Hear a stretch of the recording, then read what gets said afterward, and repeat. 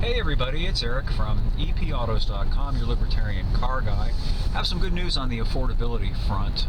If you've been following my stuff and if you've been following the news in general, you know new vehicles have gotten to be extremely expensive, even on average, and even on the so-called lower end.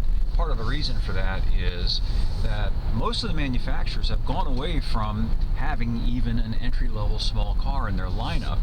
For example, Ford and General Motors no longer sell an entry-level small car. The best you can get is a small crossover, and these small crossovers tend to cost at least a couple $1,000s more than an entry-level small car once did. So the good news is that Nissan is not giving up on the Sentra. There is a new iteration of it that is coming out, and I should actually be getting one of these things to test drive fairly soon. And the sticker price, well, it has gone up a couple $100. Well, actually I think about $400. Nonetheless, it's still priced around $23,000, and for a new vehicle, that's pretty doggone affordable. Certainly it's a lot more affordable than a $28,000, $29,000, pushing $30,000 crossover is. So I'm happy to see that. I'm hoping that more manufacturers will emulate that, and I think they will if more people buy the Sentra and give the manufacturers some indication that, yeah, there are a lot of people out there who aren't interested in spending $50,000 plus, which is now the average transaction price for a new vehicle.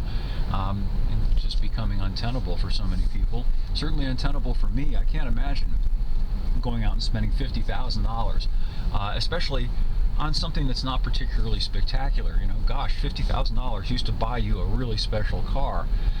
Now it buys you a middling crossover, or just barely maybe. Well, actually, it doesn't even anymore, does it? Yeah, it does. You could just barely get a work truck version of a current half-ton truck, but just barely. You know, they're going to be spending, like, I don't know, about $48,000, I think, is what Chevy and Ford charge for the work truck versions of their half-ton trucks.